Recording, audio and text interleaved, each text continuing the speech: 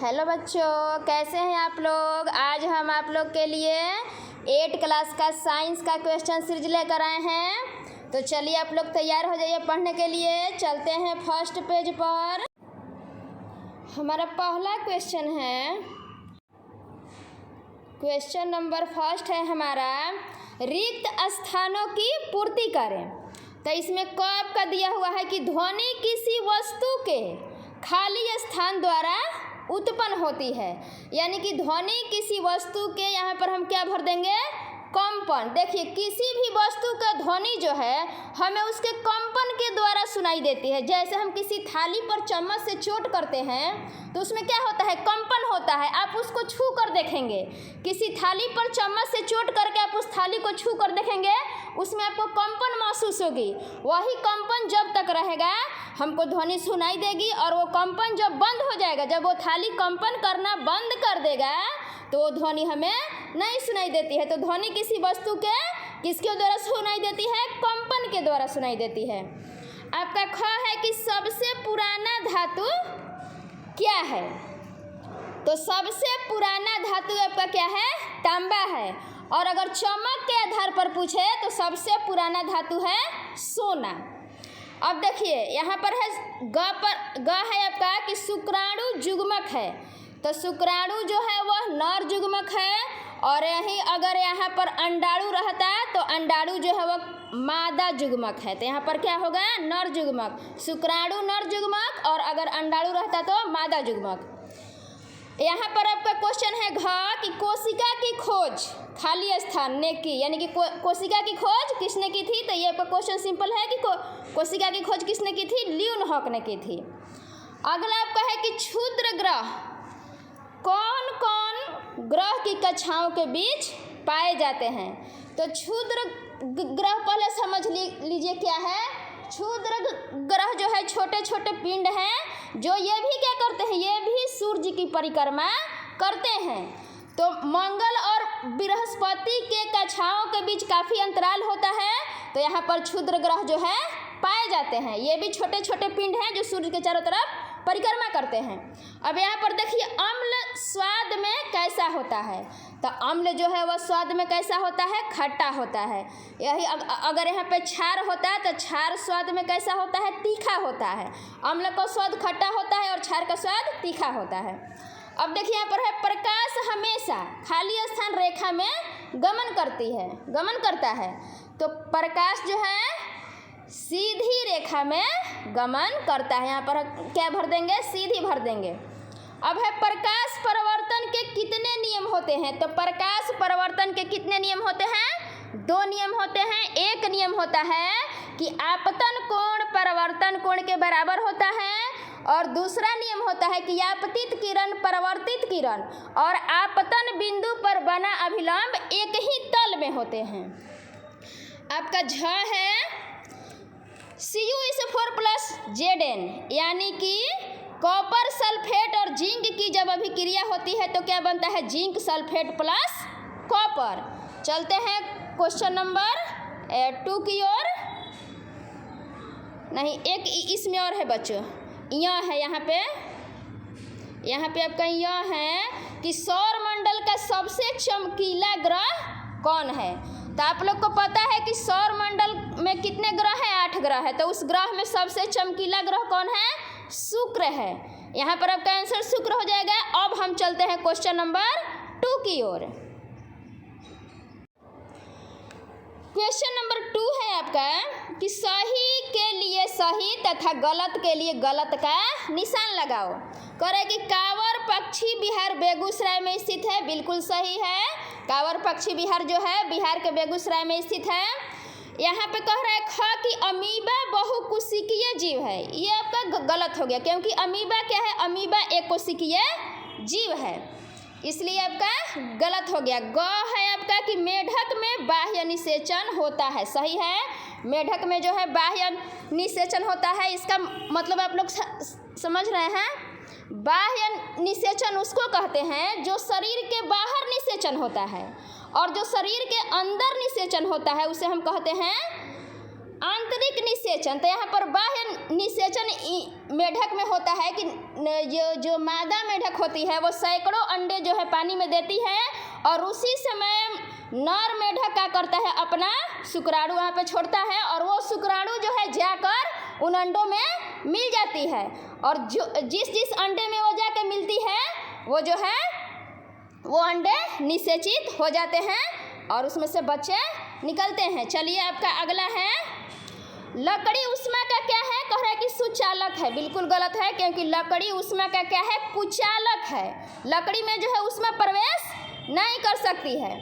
इसलिए आप लोग देखे होंगे कि हम लोग का जो घर में बर्तन होता है धातु का, उसमें लकड़ी का हत्था बना होता है, क्योंकि उसमें ऊष्मा जो है वो गर्म नहीं होता है, उसमें ऊष्मा जो है पार नहीं होती है। चलिए आगे है आपका अंग, इंसुलिन की कमी से घेंघा रोग होता है। बिल्कुल सही है, इंसुलिन की कमी से घेंघा रोग होता है। चाहे प्रकाश विद्युत चुंबकीय तरंग है, यह भी सही है, प्रकाश विद्युत आपका चुंबकीय तरंग है। जंतु कोशिका में कोशिका भीति पाई जाती है, ये गलत है, क्योंकि जंतु कोशिका में कोशिका भीति नहीं पाई जाती है, पादप कोशिका में कोशिका भीति पाई जाती है। पादप मतलब आपका क्या होता है, पौधा होता है। चलिए चलते हैं, जाइलम ऊतक खाद्य पदार्थों का परिवहन करता है। बिल्कुल सही है, जाइलम जो है वह खाद्य पदार्थों का क्या करता है, परिवहन करता है, पहुंचाता है। और झ है, कोशिका में एक केंद्रक होता है। बिल्कुल सही है, कोशिका में एक केंद्रक होता है।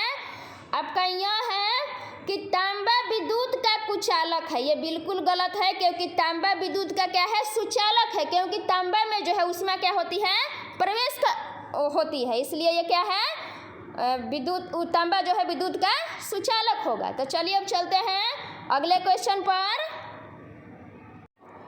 क्वेश्चन नंबर 3 है आपका कि मिलान करें। अब देखिए पहला आपका क है अंडाणु, तो इसका आप लोग का एक किससे मैच होगा, आपका दिया है रिक्तिका, अंडाशय, भूषण, कृत्रिम पूरक। आप लोग देख लीजिए, इसका मैच करेगा अंडाशय से। अंडाणु जो है वो क्या है, मादा युग्मक है, तो ये इस किससे रिलेटेड है, अंडाशय से, इसलिए क का हो गया दूसरा। ख आपका सोना है, जो एक धातु है, तो ये सोना से क्या बनाए जाते हैं, आभूषण बनाए जाते हैं, गहने, तो ख का आपका हो गया तीसरा। ग आपका आर्यभट्ट है। आर्यभट्ट जो है क्या है, एक कृत्रिम उपग्रह है जो आप लोग को मानव द्वारा बना करके छोड़ा गया है अंतरिक्ष में, तो ये जो है इसका ग का हो जाएगा आपका चौथा हो जाएगा। और कोशिका द्रव्य इसका हो जाएगा आपका रिक्तिका, यानी कि अंग का हो जाएगा पांचवा। ये घ था, अच्छा घ एक छूट गया बच्चों, देखिए अंग का तो पहला होगा, रिक्तिका होगा, कोशिका द्रव्य जो है इसका अंग का पहला होगा। और घ इसमें आपका है काजीरंगा अभयारण्य, तो काजीरंगा अभयारण्य देखिए किसके लिए प्रसिद्ध है, बाघ के लिए, तो ये आपका घ का हो जाएगा पांचवा और अंग का पहला। घ जो है काजीरंगा अभयारण्य जो है वो बाघ के लिए प्रसिद्ध है और कोशिका द्रव्य का हो जाएगा रिक्तिका, यानी कि अंग का हो जाएगा पहला। और हाइड्रोजन क्या है, सबको पता है हाइड्रोजन गैस है, यानी कि च का आपका कौन सा हो गया, च का आपका हो गया 10वां। छ आपका क्या है, कोशिका है, तो छ का आपका क्या हो जाएगा, ल्यूनहॉक। कोशिका की खोज किसने की थी, ल्यूनहॉक ने की थी, तो आपका छ का हो जाएगा 9 हो जाएगा 9वां। अब देखिए ज है अमीबा, तो अमीबा का आपका हो जाएगा एकोशिकीय जीव है। अमीबा क्या है, एकोशिकीय जीव है, न कि बहुकोशिकीय जीव है, तो यहाँ पर ज का हो जाएगा आपका 8वां हो जाएगा, ज का 8वां। झ है क्षार, तो क्षार का स्वाद देखिए तीखा होता है, ऊपर आप लोग को हम बताए हैं कि क्षार का स्वाद कैसा होता है, तीखा होता है, और अम्ल का स्वाद कैसा होता है, खट्टा होता है, तो क्षार का आपका हो जाएगा, झ का हो जाएगा 7वां। अब देखिए यहाँ पर यह है उदासीन विलयन, तो उदासीन विलयन का पीएच मान क्या होता है, 7, यानी कि इसका हो जाएगा आपका 6ठा हो जाएगा। तो आशा है आप लोग समझ गए होंगे। तो चलिए चलते हैं अगले क्वेश्चन पर, ध्यान से आप लोग देखिएगा। क्वेश्चन नंबर 4 है आपका कि निम्नलिखित प्रश्नों का उत्तर दें। पहला आपका क्वेश्चन है कि प्रदूषण क्या है। तो प्रदूषण का हम लोग परिभाषित करेंगे प्रदूषण को कि जब अपशिष्ट या हानिकारक पदार्थ हमारे वातावरण में मिलकर इसे दूषित करते हैं तो इसे हम क्या कहते हैं, प्रदूषण कहते हैं। यानी कि जब अपशिष्ट यानी कि बेकार, जब अपशिष्ट या हानिकारक पदार्थ जो हैं हमारे वातावरण में मिलकर इसे दूषित कर देते हैं तो हम इसे क्या कहते हैं, हम इसे प्रदूषण कहते हैं। अगला ख है आपका कि किशोरावस्था से आप क्या समझते हैं। तो 11 वर्ष से 19 वर्ष की अवस्था को हम क्या कहते हैं, किशोरावस्था कहते हैं। इसी अवस्था में यौन लक्षण जो है वह प्रकट होने लगते हैं। इस अवस्था को हम तनाव और तूफान की अवस्था भी कहते हैं। चलिए आगे है आपका ग, प्रजनन से क्या समझते हैं। तो प्रजनन वैसी जैविक प्रक्रिया है जिसके द्वारा कोई भी जीव अपनी संतति को बनाए रखता है। इसका अर्थ हुआ कि कोई भी जीव अपने जैसा जीव जो है पैदा करता है। जैसे बकरी बकरी को जन्म देती है, गाय गाय को जन्म देती है, आदमी आदमी को जन्म देता है, तो ये क्या है, प्रजनन है। वैसी जैविक प्रक्रिया जिसके द्वारा कोई भी जीव अपनी संतति को बनाए रखता है। जैसे पौधा जो है पौधा को जन्म देता है, ये क्या है, प्रजनन है। चलिए घ है, घ कही कोशिका संजीवों की मूलभूत संरचनात्मक इकाई होती है कैसे। यहाँ पर सजीव होगा, कोशिका सजीवों की मूलभूत संरचनात्मक इकाई होती है कैसे। तो कोशिका जीवों की मूलभूत संरचनात्मक इकाई है क्योंकि कोशिका से ही सभी जैविक प्रक्रिया जो है वह आरंभ होती है। कोशिका से ही सभी जैविक प्रक्रियाएं आरंभ होती है, इसलिए कोशिका सजीवों की मूलभूत संरचनात्मक इकाई है। चलिए अब चलते हैं क्वेश्चन नंबर 4 का अंग की ओर। तो बने रहिए आप लोग वीडियो में अंत तक। अब देखिए यहाँ पर अंग है कि हमें जैव विविधता का संरक्षण क्यों करना है।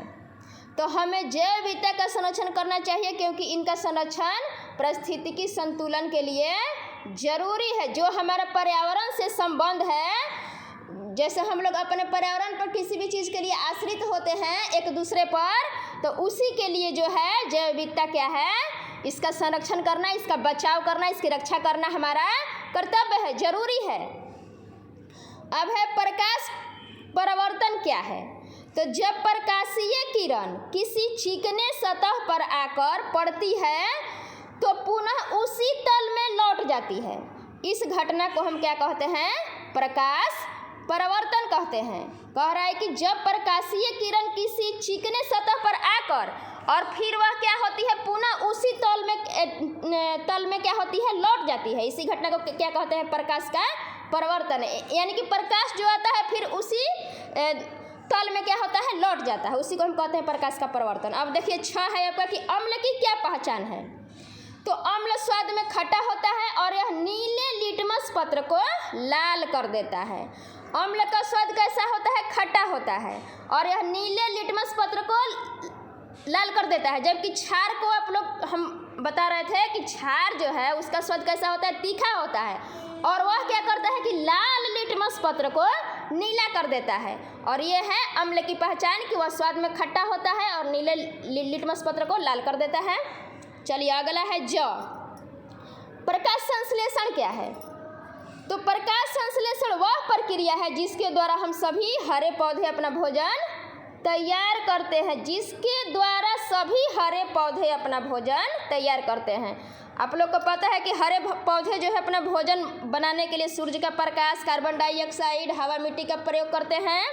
तो इनके भोजन बनाने की इस प्रक्रिया को ही हम क्या कहते हैं, प्रकाश संश्लेषण कहते हैं। तो चलिए चलते हैं वो अगले क्वेश्चन के लिए। अगला आपका झ क्वेश्चन है कि प्रतिस्थापन अभिक्रिया क्या है। प्रतिस्थापन अभिक्रिया क्या है। तो इसका उत्तर आपका हो जाएगा कि प्रतिस्थापन अभिक्रिया वैसी रासायनिक अभिक्रिया है जिसमें अधिक क्रियाशील तत्व अपेक्षाकृत कम क्रियाशील तत्व को हटा करके स्वयं उसका स्थान क्या करता है, ले लेता है। उसे हम क्या कहते हैं, प्रतिस्थापन कहते हैं। समझ में आया आप लोग को प्रतिस्थापन अभिक्रिया वैसी रासायनिक अभिक्रिया है जिसमें क्या होता है कि अधिक क्रियाशील तत्व जो हैं अपेक्षाकृत कम क्रियाशील तत्व को हटा करके और स्वयं उसका स्थान ले लेता है, उसे हम क्या कहते हैं? प्रतिस्थापन कहते हैं। चलिए आगे आपका यह है कि धातुओं के भौतिक गुणों को लिखें, यानी कि धातुओं की जो है वह विशेषता क्या होती है, उसका भौतिक गुण क्या है।